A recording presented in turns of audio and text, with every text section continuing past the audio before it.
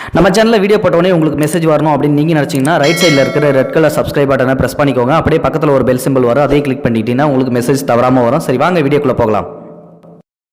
வணக்கம் நண்பர்களே. திருச்சி மாவட்டத்தை சேர்ந்தவர் பெயர் தான் அசோக் குமார். அவருடைய நண்பர் தான் கணேஷ். கணேஷ் ஒரு பஸ் கண்டக்டர். இந்த அசோக் குமார் பஸ்ஸில் தினமும் போயிட்டு வர்றதால நம்ம கணேஷ் கூட ஃப்ரெண்டு வச்சுக்கிட்டாரு.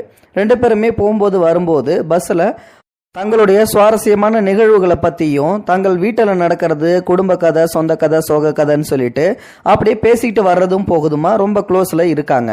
நம்ம அசோக் குமாரோட வீட்டு வழியாக தான் நம்ம கணேஷ் கண்டக்டர் போகிற பஸ்ஸும் போகும். தினமும் போயிட்டு வர்றதால இவங்களுக்குள்ள அப்படி ஒரு நட்பாகிடுச்சு. இப்போது ஒரு நாள் வழக்கம் போல் பஸ்ஸில் போய்கிட்டு இருக்கும்போது சில காலேஜ் பெண்கள் உள்ளே ஏறுறாங்க. அதை தொடர்ந்து காலேஜ் பசங்களும் ஏறுறாங்க. அதில் 2 பொண்ணுங்க மட்டும் நம்ம அசோக் குமாருக்கு பக்கத்தில் நின்றுக்கிட்டாங்க. அசோக் குமார் சீட்டில் உக்காந்துட்டு வந்துக்கிட்டு இருக்காங்க. அதில் ஒரு பொண்ணு இன்னொரு பொண்ணை பார்த்து கொஞ்ச நேரம் பொறுத்துக்க, அதுக்கப்புறம் நம்ம சரி பண்ணிடலாம், எப்படியாவது ஒன்றும் பிரச்சனை இல்லை, கொஞ்ச நேரம் பொறுத்துக்கோ அப்படின்னு சொல்லியிருக்காங்க. இதே வார்த்தையை திரும்ப திரும்ப சொல்லிக்கிட்டே இருக்காங்க. நம்ம அசோக் குமாருக்கு ஒரு சந்தேகம் வந்துருச்சு. இதை எல்லாத்தையும் தூங்குறது மாதிரியே நான் கவனிச்சுக்கிட்டு இருக்காரு. நான் சும்மா கண்ணை அசைச்சிக்கிட்டு கண்ணை மூடி இருக்காரு. பட் மற்றபடி எல்லா விஷயமும் கேட்டுக்கிட்டு தான் இருக்காரு. எதுக்காக ஒரு பொண்ணு இன்னொரு பொண்ணுகிட்ட பார்த்து கொஞ்ச நேரம் பொறுத்துக்கோ அப்படின்னு சொல்லிட்டு இருக்கு.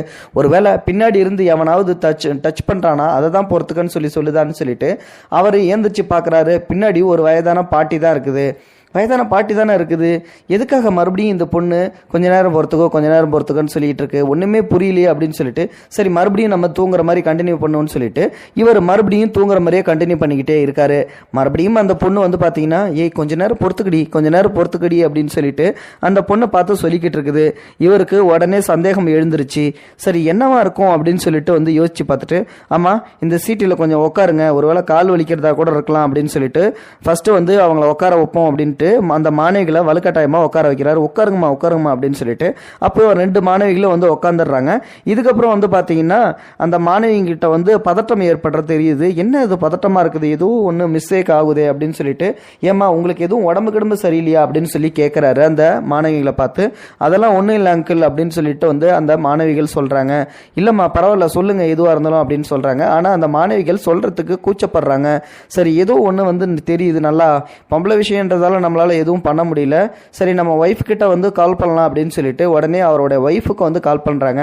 அவருடைய ஒய்ஃப் பாரிஜாதம் தான் போன் எடுக்கிறாங்க. என்னங்க என்ன விஷயம் அப்படின்னு சொல்லிட்டு கேட்கும்போது, நான் பஸ்ஸில் வந்துட்டு இருக்கேன், இந்த மாதிரி 2 பொண்ணுங்க ஏதோ ஒன்று நான் சொல்ல தயங்குறாங்க, என்னவோ ஒரு விஷயம் நடந்துட்டு இருக்கு, ஆனால் சொல்ல தயங்குறாங்க, நீ என்னன்னு சொல்லிட்டு கேளு அப்படின்னு சொல்லிட்டு சரி கொடுங்க அவங்கள்ட்ட அப்படின்னு சொல்லிட்டு சொல்லும்போது, இந்தாங்கம்மா என் ஒய்ஃப் தான் பேசுறாங்க, பேசுங்க அப்படிங்கும்போது அந்த போனை வாங்கி இந்த மாதிரி நடந்த விஷயத்த சொல்றாங்க. அதாவது அந்த பொண்ணு பீரியட்ஸில் இருக்குது.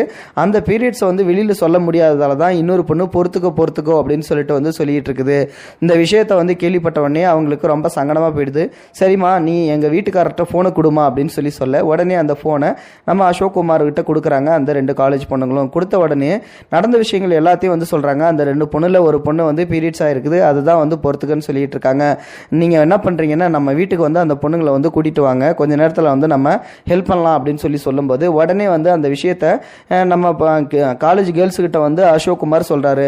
ஏமா எங்கள் வீட்டு வழியடி தான் இந்த பஸ்ஸு போகுது, இந்த கண்டக்டர் என்னுடைய ஃப்ரெண்டு தான், நான் சொன்னால் ஒரு 10 நிமிஷம் நிற்பார், அதனால் இந்த விஷயத்த நீ போய்ட்டு சரி பண்ணிட்டு வந்துட்டு என் ஒய்ஃப் உனக்கு ஹெல்ப் பண்ணுவா அப்படின்னு சொல்லும்போது உடனே அந்த பொண்ணுங்க 2 பேரும் தயங்குறாங்க. மற்றவங்க தெரியாத வீட்டுக்கு எப்படி போகுது அப்படின்னு சொல்லிட்டு உடனே ஏமா இந்த பஸ்ஸில் எத்தனை பேர் வராங்க, இந்த பஸ்ஸில் இருந்து நீ இறங்கி போகிறத எத்தனை பேர் பார்ப்பாங்க, உனக்கு ஏதாவது ஒன்றுனா நான் தானே பொறுப்பு, அது மட்டும் இல்லை உன் வயசில் எனக்கு ஒரு பொண்ணு இருக்குதுமா, அப்படிலாம் ஒருத்தரை தப்பாக எடை போட்டுறத நான் உண்மையிலுமே உன்னை என் மகளாக தான் நினச்சிக்கிட்டு இருக்கேன், என் மகளுக்கு இந்த மாதிரி கஷ்டம் வந்ததுன்னா என்னால் தாங்க முடியுமா, அதை தான்மா நான் உன்ட்ட சொல்கிறேன் அப்படிங்கும்போது உடனே மனம் இறங்கி அந்த பொண்ணுங்க 2 பேரும் ஒத்துக்கிறாங்க.